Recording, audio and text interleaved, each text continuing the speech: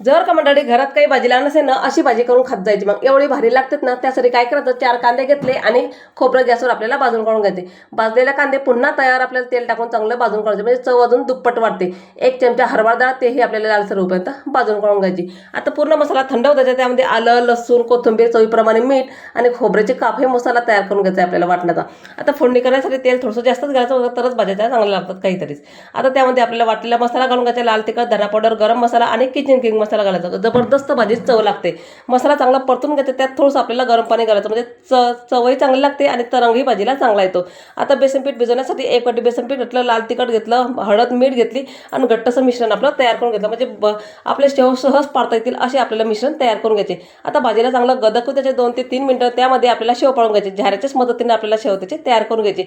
मस्त आपले शेवभाजी इथं तयार झालीत। आता जे बाऊल आहे ना, त्यात बेसन पीठ भिजवलं होतं, त्यात थोडंसं पाणी घालायचं आणि ते मिश्रण आपल्याला भाजीमध्ये घालून घ्यायचं। वरतून चवीप्रमाणे मीठ आणि भरपूर सारी कोथिंबीर घालून घ्यायची। 2 ते 3 मिनिटं भाजीला चांगली गदकू द्यायचं। मस्त आपली शेवभाजी इथं तयार झाली। त्याच वाटणापासून मी इथं पाटोळ्याची भाजी पण केली, एकाच वाटणापासून 2 भाज्या इथं तयार झाले। मस्त आमचा दुपारच्या जेवणातला झणझणीत गावरान शेवभाजीचा बेत इथं तयार झाले। तर व्हिडिओ आवडला असेल तर एक लाईक नक्की करा। चला भेटू पुढच्या व्हिडिओमध्ये, तोपर्यंत लाईक करा, शेअर करा, सबस्क्राईब करा। Bye bye.